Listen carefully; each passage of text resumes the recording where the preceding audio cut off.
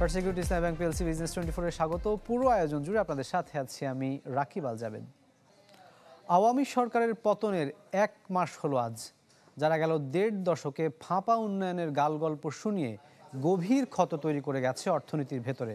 নতুন সরকার দায়িত্ব নিয়ে ব্যাংক খাতের সংস্কার, রাজস্ব ব্যবস্থায় গতি আনা, শ্বেতপত্র প্রকাশ সহ বেশ কিছু জায়গায় এনেছে দৃশ্যমান অগ্রগতি। তবে জন আকাঙ্ক্ষার প্রতিফলন নেই জিনিসপত্রের দরদামে। আরও জানাচ্ছেন ইকবাল আহসান। জুলাই বিপ্লব কিংবা মনসুন রেভুলেশন, 1.5 দশকের স্বৈরতন্ত্র আর অর্থনৈতিক বৈষম্য থেকে মুক্তির এই উল্লাসে যখন মত্ত 17 কোটি মানুষ, তখন তাদের কেউই হয়তো জানেন না এক একজনের ঘাড়ে আওয়ামী সরকার ঋণ রেখে গেছে 1 লাখ টাকার উপরে। গেল 15 বছরে উন্নয়নের গালগল্পের আড়ালে অর্থনীতিতে যে কতটা গভীর ক্ষত তৈরি হয়ে গেছে তা আরও কিছুটা পরিষ্কার সাম্প্রতিক পরিসংখ্যানে। যেমন রাষ্ট্রের দেশি বিদেশি মোট ঋণ এখন 18 লাখ কোটি টাকা। ব্যাংক খাতের খেলাপি ছাড়িয়েছে 2,11,000 কোটি। 2 বছরের চড়া মূল্যস্ফীতিতে আকাশ ছুঁয়েছে জিনিসপত্রের দাম। সাথে 6% কমে গেছে অর্থনীতির গর্ব রফতানি আয়। এমন অবস্থায় ভেঙে পড়া প্রতিষ্ঠান আর অনিয়ম দুর্নীতির আঁতুড়ঘরে পরিণত হওয়া রাষ্ট্র ব্যবস্থার সংস্কার কতটা সহজ হবে নতুন সরকারের জন্য? কিছুতেই আমরা পিছপা হব না, আমাদেরকে এটা সফল করতেই হবে। এই মনোভাবটাই হচ্ছে আমাদের মূল মাথায় রাখা দরকার। সম্পদের স্বল্পতা, দেনার ভার সব কিছু বিবেচনার মাথায় রেখেই কার্যকরভাবে, এবং এই যে অর্থনৈতিক ম্যানেজমেন্টের আরেকটা অন্যতম দিক হবে, একটা হচ্ছে পদক্ষেপ, আরেকটা হচ্ছে জানান দেওয়া মানুষকে। বাংলাদেশের ভবিষ্যৎ should be better than the past. So এই একটা আমরা সুযোগ পেয়েছি দিক পরিবর্তন করার। দায়িত্ব নেওয়ার পর থেকে অবশ্য আসছে একের পর এক উদ্যোগ। সংস্কার শুরু হয়েছে ব্যাংক খাতে, তৈরি হচ্ছে অর্থনীতির শ্বেতপত্র। এছাড়া কঠোর ইঙ্গিত দেওয়া হয়েছে কর ফাঁকিবাজদের ধরতে। তবে 1 মাস হয়ে এলেও জনমানুষের আশা আকাঙ্ক্ষার প্রতিফলন নেই নিত্যপণ্যের বাজারে। প্রত্যাশিত গতি নেই নতুন কাজের সুযোগ তৈরির বেলায়। উল্টো চিন্তায় ফেলেছে শ্রম খাতের অস্থিরতা।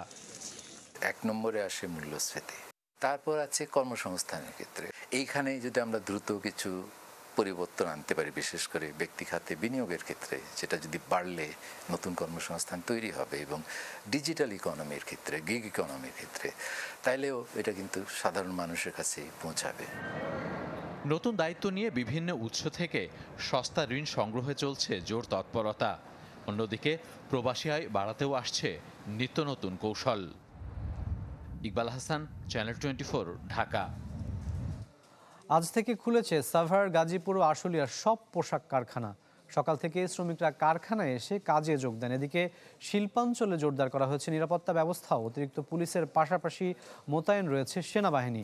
টানা কয়েকদিনের শ্রমিক বিক্ষোভ, সড়ক অবরোধ ও ভাঙচুরের ঘটনায় সব কারখানায় ছুটি ঘোষণা করে কর্তৃপক্ষ। পরে সরকার থেকে নিরাপত্তার আশ্বাসে তা আবারও খুলে দেয়া হয়।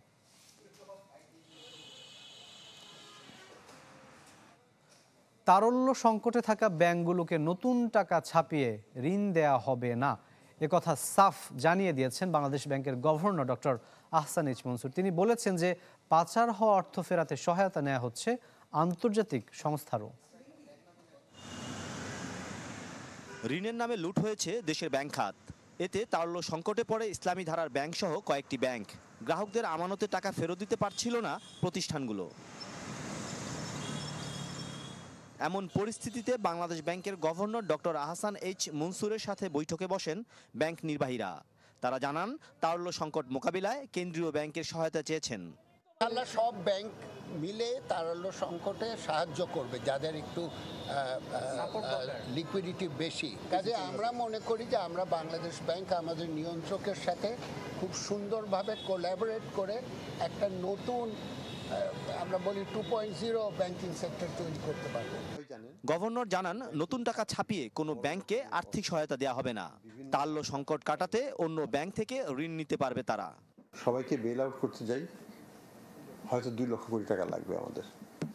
তো 2 লক্ষ কোটি টাকা ছাপালে পরে আমাদের ম্যাক্রো ইকোনমিক স্টেবিলিটি নষ্ট হয়ে যাবে, আমাদের এক্সচেঞ্জ রেট হয়তো 150 ছাড়িয়ে যাবে, আমাদের ইনফ্লেশন হয়তো 25 ছাড়িয়ে যাবে। এটা আমাদের কাম্য নয়। সেই জন্য আমরা যেটা চেষ্টা করছি যে কিছু সীমিত আকারের লিকুইডিটি সাপোর্ট আমরা দেব ওই ব্যাংকগুলোকে, এবং সেটা আমরা চেষ্টা করছি ইন্টার ব্যাংক লোনের মাধ্যমে। গভর্নর বলেন, বিদেশে পাচার হওয়া অর্থ ফেরত আনতে আন্তর্জাতিক সংস্থাগুলোর সহায়তা চাওয়া হচ্ছে, আর বড় খেলাপিদের সম্পদ বিক্রি করে ঋণ আদায় করা হবে। যারা বড় বড় ডিফল্টার্স আছেন তাদেরকে চিহ্নিত করে আমরা খুব দ্রুত বাংলাদেশের ভিতরে তাদের যেসব অ্যাসেট আছে সেগুলোকে উদ্ধার করার চেষ্টা করব। বিদেশে যেগুলো অর্থ তারা পাচার করেছে সেগুলোকে আনার জন্য আমরা আইনগত এবং ইন্টারন্যাশনাল এফোর্ট আমরা নেব। ব্যাংক খাতের সুশাসন ফেরাতে আলাদা 3টি টাস্ক ফোর্স গঠনের কথাও জানান ডক্টর আহসান এইচ মনসুর। বৃহত্তর আকারে আমরা প্রত্যেকটা ব্যাংকই আমরা দেখব এবং তাদের। মাসুম মিয়া, চ্যানেল 24, ঢাকা। স্বজনপ্রীতি, রাজনৈতিক যোগসূত্র আর আইনি দুর্বলতার কারণে ব্যাংক খাতে বেড়েছে খেলাপি ঋণ। এরই মধ্যে যা ভেঙেছে অতীতের সব রেকর্ড। ব্যাংকার ও বিশ্লেষকরা বলছেন যে অনিয়ম ও দুর্নীতির মাধ্যমে এই খাতকে পরিণত করা হয়েছে লুটতরাজের একটা নতুন আস্তানায়। দেশের ব্যাংক খাতের সবচেয়ে বড় দুশ্চিন্তার কারণ খেলাপি ঋণ, যা পাল্লা দিয়ে বেড়েছে গেল 1.5 দশকে আওয়ামী শাসনামলে। বাংলাদেশ ব্যাংকের হিসাবে জুন পর্যন্ত এই অঙ্ক দাঁড়িয়েছে 2,11,391 কোটি টাকা, যা দেশের মোট জিডিপির 4.4%, আর চলতি অর্থ বছরের বাজেটের 26% ওপরে। গেল 15 বছরে এই অঙ্ক বেড়েছে প্রায় 10 গুণ। ব্যাংক নির্বাহীরা বলছেন, নিয়মের বাইরে গিয়ে বাড়তি সুবিধা দেওয়ার পাশাপাশি আদায়ের ক্ষেত্রে নমনীয় থাকায় মাথাচাড়া দিয়েছে এই সূচক। এছাড়া রাজনৈতিক যোগসাজশও সমান তালে দায়ী। খেলাপি ঋণটা কমাতে পারলে একদিকে যেমন আমার নতুন করে ঋণ দেওয়ার আমাদের সুযোগ থাকে, আমাদের একটা কুশনটা তৈরি হয়, পাশাপাশি যখন আমার প্রভিশনিংটা কমে যায় তখন আমাদের কিন্তু ওই জায়গাটাতে ক্যাপিটালও কিন্তু আমাদের যে রিকোয়ারমেন্ট আছে সেই জায়গাটা তো ফুলফিল হয়।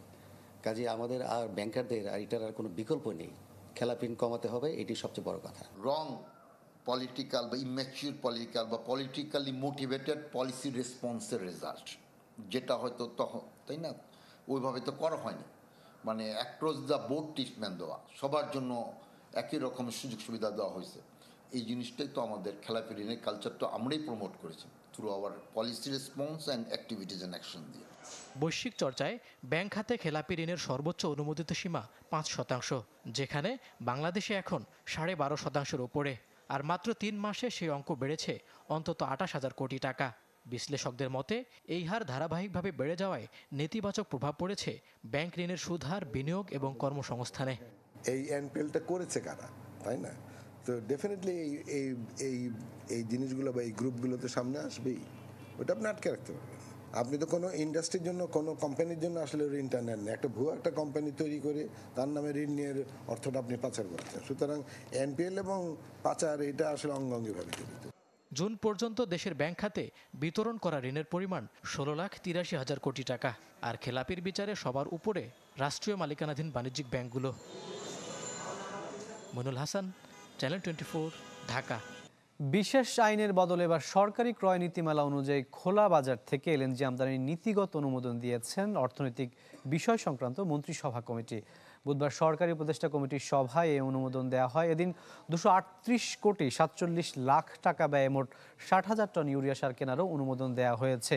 টিসিবির জন্য 10,000 টন মসুর ডাল কেনার প্রস্তাব অনুমোদন দেওয়া হয় সভায়, যাতে ব্যয় হবে 98,20,00,000 টাকা।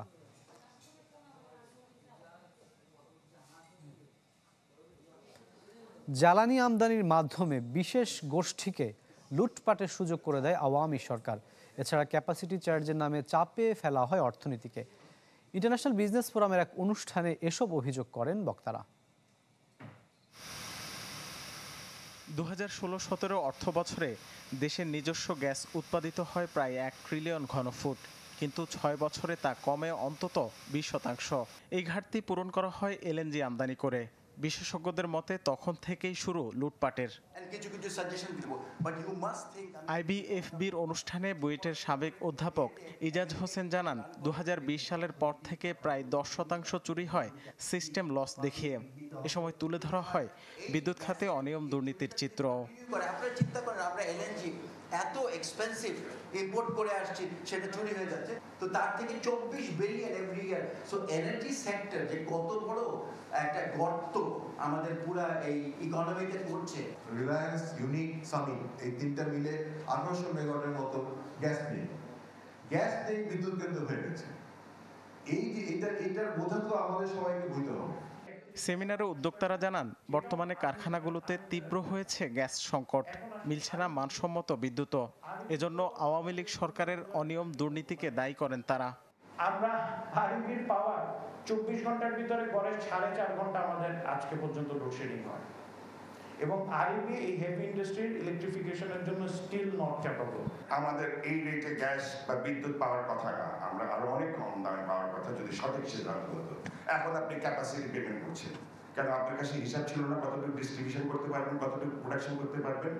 আপনি কি এটা হবি মনে করে নিয়েছিলেন? Energy uses and efficiency compulsory করতে হবে, অর্থাৎ এনার্জি অডিটটা প্রত্যেকটা ইন্ডাস্ট্রিতে করতে হবে, এবং এটা লেভেলিংটা পরবর্তী বছরের জন্য প্রযোজ্য থাকবে। This is very important. বক্তারা বলেন, গেল 1.5 দশকে জ্বালানি ও বিদ্যুৎ খাতে যে জঞ্জাল তৈরি হয়েছে তা পরিষ্কার করা সহজ হবে না। রাকিব হোসেন, চ্যানেল 24, ঢাকা।